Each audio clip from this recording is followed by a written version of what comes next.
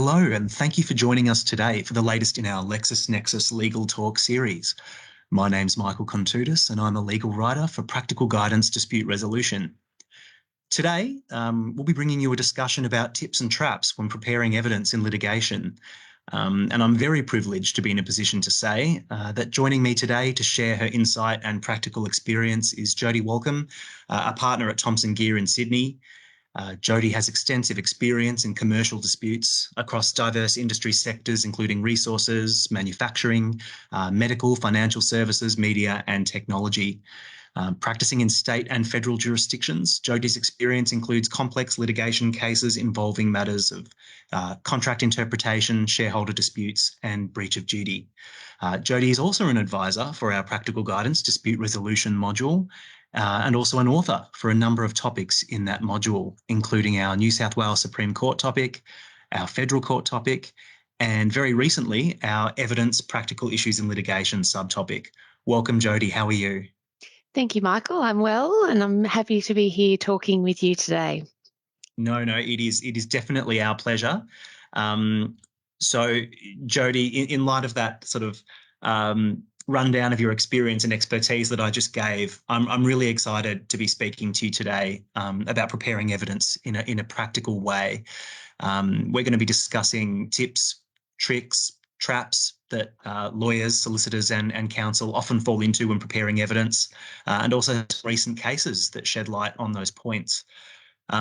So to get the ball rolling and to sort of give a bit of a pretext for the discussion, I can speak from personal experience about when I learned the critical importance of evidence. And this was drilled into me very early on in my career as a litigator.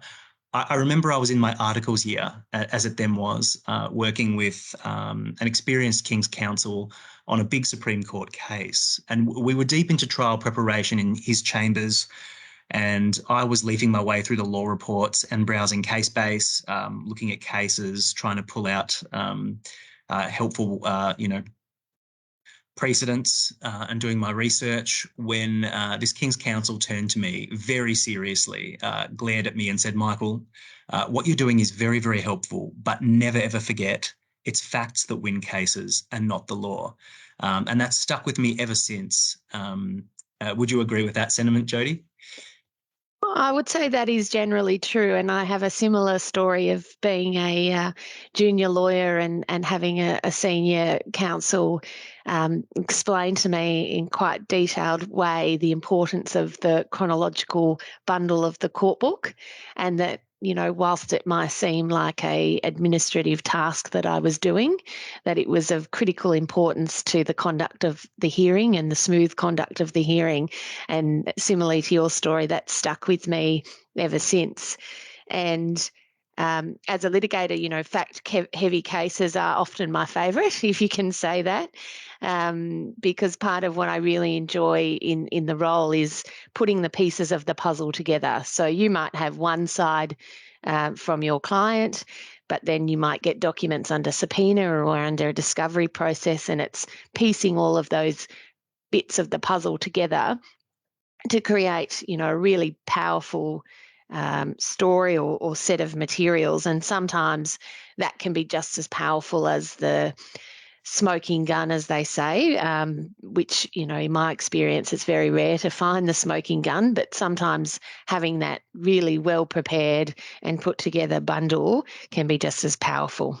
And one of the tools that I commonly use, and I know a lot of other practitioners use to help that, are things like chronologies, evidence matrices, so that you can see where the gaps are, where you might need to make some more investigations, either from your client or a third party or the opposing party. But it makes the evidence, I think, more digestible and helps to tie everything together. Yes, yeah, I definitely agree with that, Jody. I mean, at the end of the day, the evidence is telling a story, a particular story, and if you can make it digestible and easy to follow, that's always going to hold you in good sway before a judge who's trying to follow and make sense of what has actually happened. So if we accept then that we agree that the evidence is critically important, its proper preparation is equally critically important. And that being the case, what advice would you give to practitioners acting in new matters that are likely to involve, a significant number of witnesses at trial? What should that practitioner be doing or thinking about from the earliest stages? So there's probably three main things that I would say in response to that question. I think it's a really good question. And I think that the more thinking you do about these things at an early stage, the better for the conduct of the matter. But the critical question is this evidence relevant? Does this evidence serve a useful purpose in this case? And if you can't answer to the affirmative to that question, then you really need to question why you're putting that evidence in. And particularly in these days where principles of case management are becoming more and more prominent, to be able to justify the number of witnesses that you have in the case, the amount of documents that you want to rely on, you really need to be able to, hand on heart, say that those things have some relevance.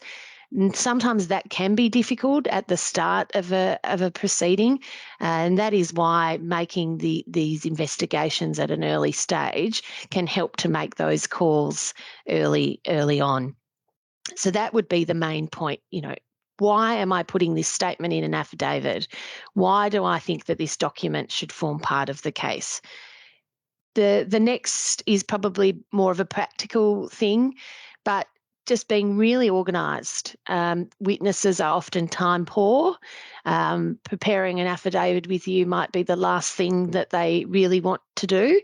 And the more that you can aid in that process, the better. And that is things like having witness bundles prepared and provided to the witnesses in advance, having an outline of what you want to ask them, telling them in advance what investigations they might want to make. So, have they checked their email inbox? Did they have a diary at that time?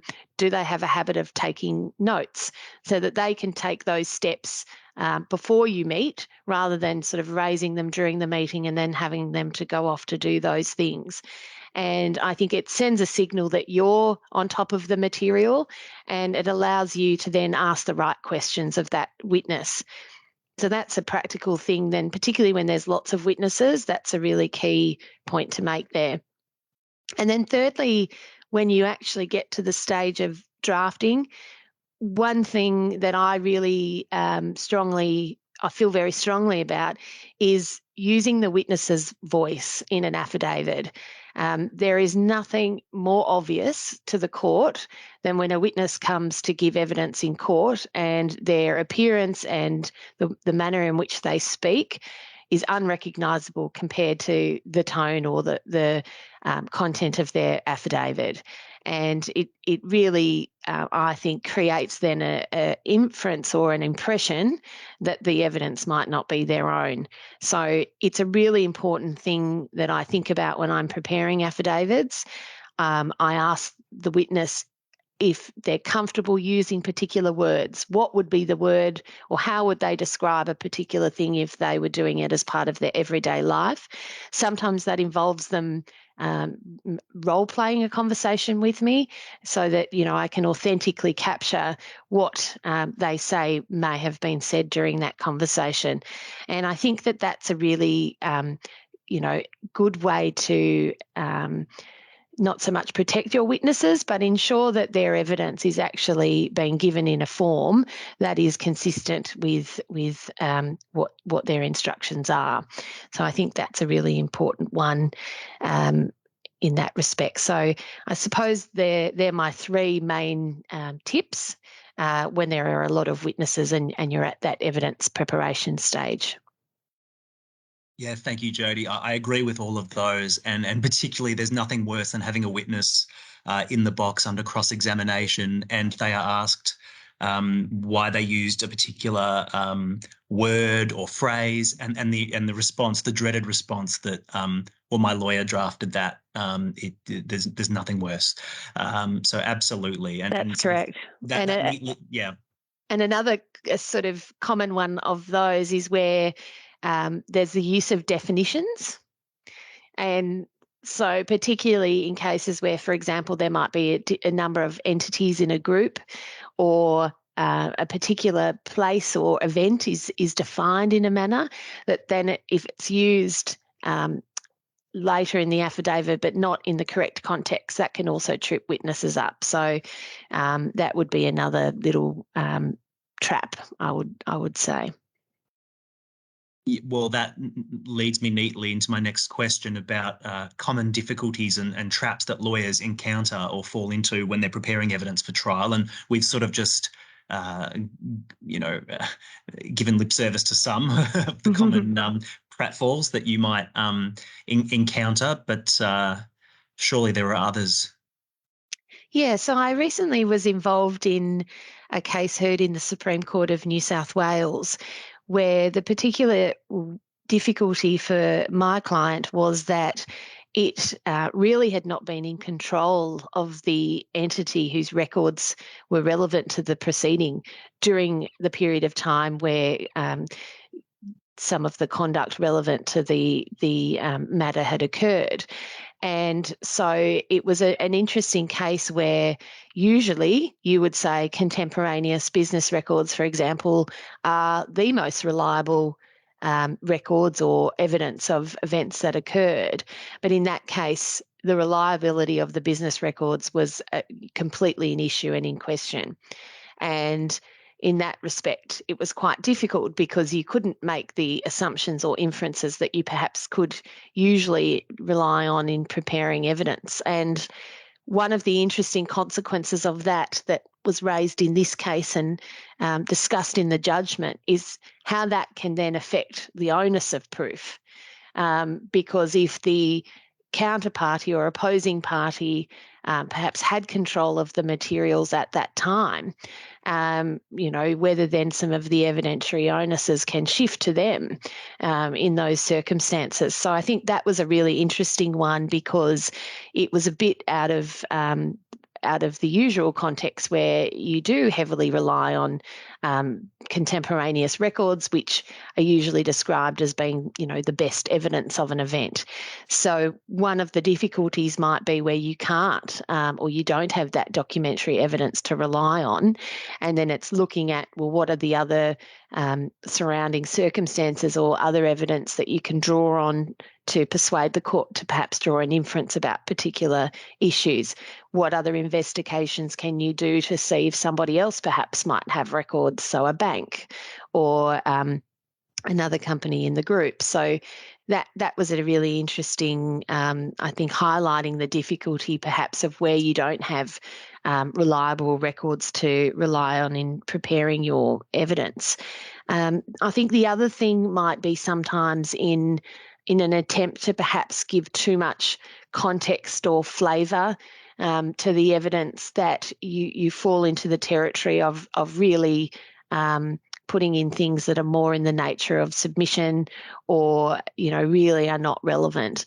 And again, leading into the sort of case management principles that I referred to earlier, you're not going to get a lot of sympathy if much of the evidence is ultimately not relevant. And again, that could then lead to cost consequences. So I think that it's really important to, feeding back into what I was saying before about relevance, making sure that you have a good reason for putting in any evidence that you do. So they're probably some of the difficulties. Obviously, sometimes a difficulty might be time, that you're dealing with events that may have happened some time ago. I often say that, most of us probably can't recall a conversation we had last week, let alone a number of years ago. But that, often you will have a real sense of what that that discussion was about, or perhaps, a note. So it's seeing what records that you have to help you refresh your memory so that as best as you can, that you can give evidence of something that might have happened some time ago. Yeah, thank you, Jody. That happens all the time, unfortunately, and I mean, similarly to instances where there's very little reliable documentary evidence. Often you find that either in the early stages or even when a trial is fast approaching, you don't have the lay evidence. The witnesses are not available to give evidence, for example, which can be a nightmare scenario. And can you give any sort of guidance or advice for what to do or how to tackle a scenario where that happens? Yeah, I think early in a case, you probably will get at least a sense if a witness might not be cooperative. And that is because perhaps it's a former employee, so they're no longer employed by your client and perhaps are not able to give the same attention to it as if they were an employee. It may be that the person can't be located, and in which case, then you have to think about, is there another way that I can get that evidence? And if you form a view that there's not, then considering what steps you might need to take to be able to deal with that potential that either the witness becomes uncooperative or you can't find them.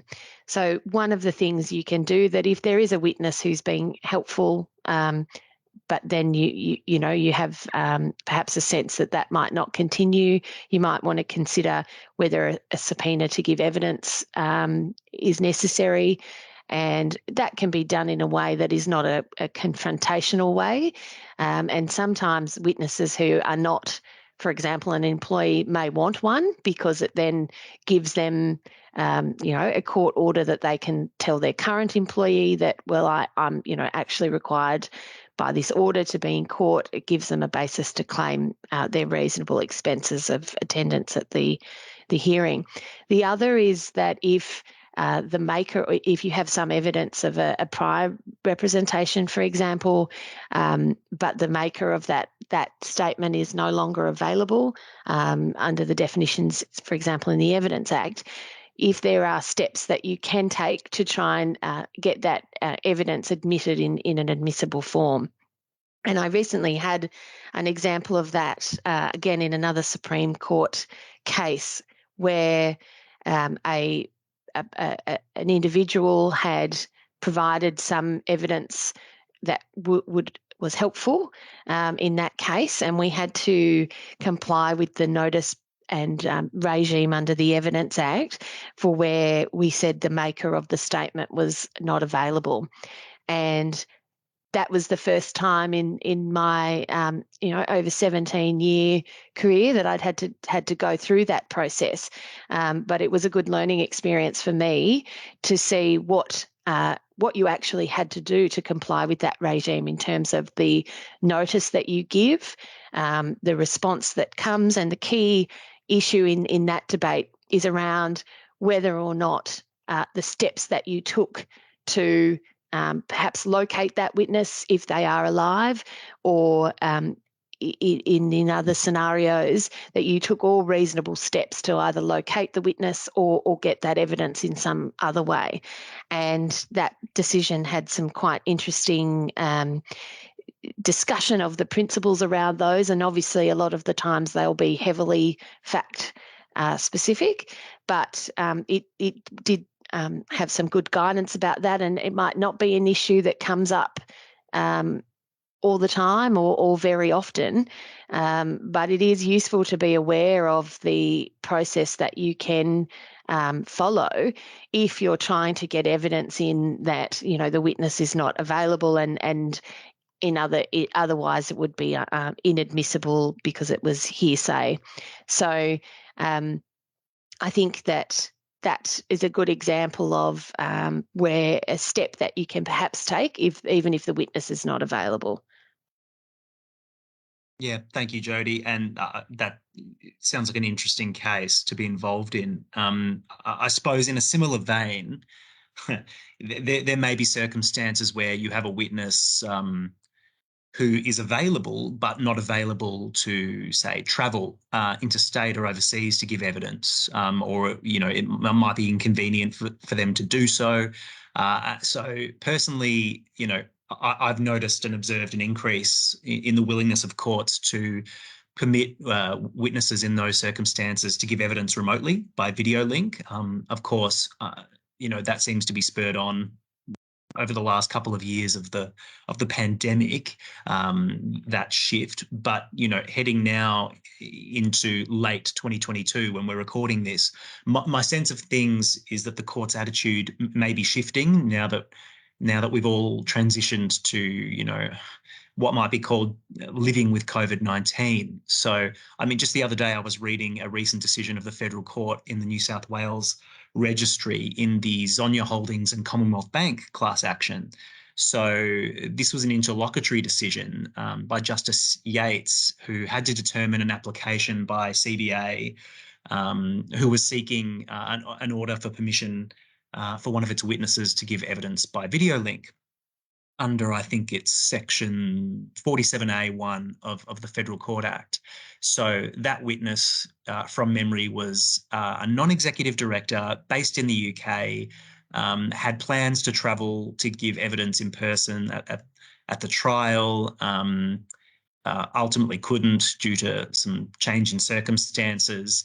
And the court in that case, Justice Yates, found that the witness's evidence was of such real forensic value and really addressed matters of real significance to the dispute, such that, the evidence really had to be tested in person, he found. And I've got here a quote from a passage in Justice Yates' decision, which I might just read for the benefit of all of us and listeners. So Justice Yates remarked, "While it might be technically possible for the witness's oral evidence to be taken by video link, it does not follow, of course, that adopting that means of taking evidence is appropriate or provides a satisfactory alternative in the current circumstances to him giving evidence in person. My own experience as a trial judge in complex commercial litigation leads me to suspect that, for a number of reasons, taking the witness's oral evidence by video link might well be markedly inferior to taking that evidence in person. I am not prepared to expose the applicants, or indeed myself, sitting as the court, to that risk." So, having regard to comments like that by His Honour, Jody, what is your experience with witnesses giving evidence by video link? And have you personally noticed, anecdotally, any shifts in the court's attitude towards giving evidence remotely in that way? Yeah, I thought that case was actually really interesting, and it didn't really reveal the reason why the witness was saying that it was no longer convenient for him to travel to Australia. And I think in those circumstances, that was quite revealing. But I've done many cases over video link now. In cases where the whole trial is over video link, or somewhere the parties were in the courtroom but particular witnesses were giving evidence on video link.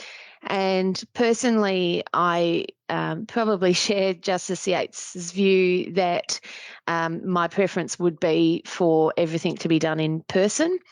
I think that it's quite difficult at times to create the same environment of the courtroom when it's being done on a over the video link.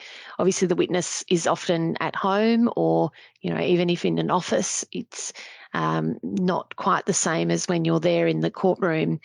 And I had a quite a nightmare experience, I'd say, where a trial was being conducted over the video link, and after an hour of very effective cross-examination, we were informed by the court reporter that they were concerned that the transcript hadn't properly recorded the evidence. And we had to then very anxious wait while the court reporter went back and reviewed the recording to see whether they could actually transcribe it. And luckily in that case, it turned out okay. But you can imagine the idea of trying to repeat that evidence when the witness knew what was coming would have been less than ideal. So in saying that, there are certainly cases where I believe having the flexibility to give evidence by video link is very useful, and that is where a witness physically cannot travel because of illness, for example, or as we've experienced with COVID, because the particular country that they in have restricted travel because of cost. That it might be unfair to require a witness to bring, a party to bring a witness across the world with the expense that travel costs these days to give evidence for a short period of time. And so I think we are shifting back to the sort of pre-COVID balancing exercise that applications for evidence by video link sort of undertook. And I think that it's really going to depend on the particular case, the reason why the witness can't travel, the importance of that witness to the case, whether there are a lot of documents. Obviously, cross-examining a witness where it's a very heavy documentary case can be very difficult if they're not physically in the same courtroom. And it's really going to be that sort of balancing exercise. The exception probably being if both parties consent. I think it would be much more unlikely for the court to not grant that leave if it's by consent of both parties. And I think that one change is that you do more often get consent if you can justify why the request is being made. So that would be a change that I've certainly noticed. Yeah, it really does look like it will depend on the particular circumstances. But it seems to me that the shift has been that the preference is always for evidence to be tested and given in person, rather, and the mere fact that it might be more convenient will no longer really cut the mustard in terms of getting leave to give evidence by video link, which I can certainly see the logic behind it. So look, thank you, Jody. I know you're busy at this time of year. I'm reluctant to take up too much more of your time. This has been an excellent discussion, and I'm sure everyone would agree who's listening that your insights have been illuminating. They have been for me. And look, I expected that because I have read and published our new evidence subtopic that you've authored for our practical guidance dispute resolution module, which is live now, and it's full of similar insight and expertise, packed into all of our new guidance notes, checklists, and precedents that you've created for us. So, Jody, thank you very much for joining me and for participating in our LexisNexis Legal Talk series. My pleasure. Thank you, Michael, for having me.